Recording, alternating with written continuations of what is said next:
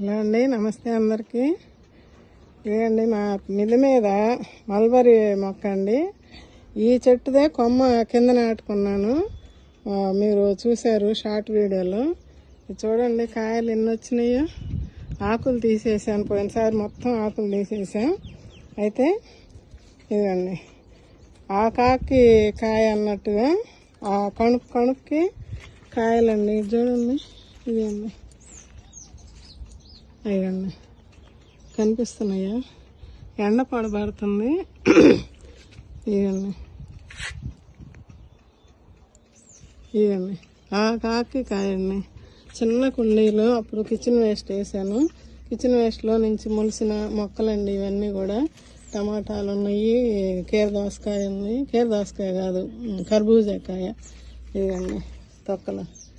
ఆ ముక్కలు అట్లా వేసేసాను. ఇంక రోజు నీళ్ళు పోస్తూ ఉన్నా, అట్లా కాపు వచ్చింది. ఇదిగండి ఇక్కడ కొమ్మ. ఇదిగండి ఆకు లేకపోయినా కూడా కాయలు. అసలు ఎంత బాగా మనకి చిన్న కుండీ అండి, చిన్నది 8 inches పాట్ ఇది.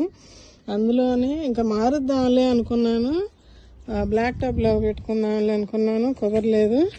అయితే ఇంకా అది అట్టనే కాయలు ఇచ్చిందండి పాపం. ఇప్పుడు మళ్ళీ కిచెన్ వేస్ట్ కొంచెం ఇస్తానండి, ఇచ్చేటప్పుడు చూపిస్తాను. మల్బరీ మొక్క భలే ఈజీగా పెరుగుద్దండి.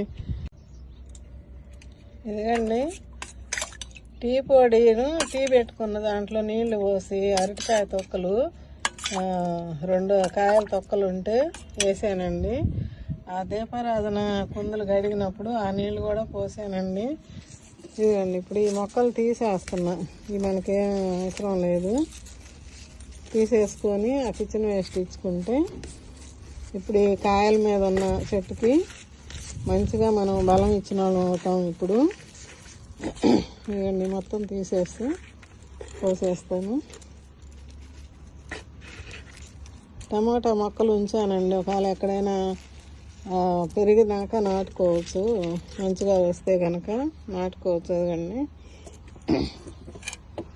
ఇవ్వండి ఇట్లా వేసేయటమే. ఇక్కడ పక్కన మందార మొక్క ఉంది కదా, దీనికి పోసేస్తున్నా.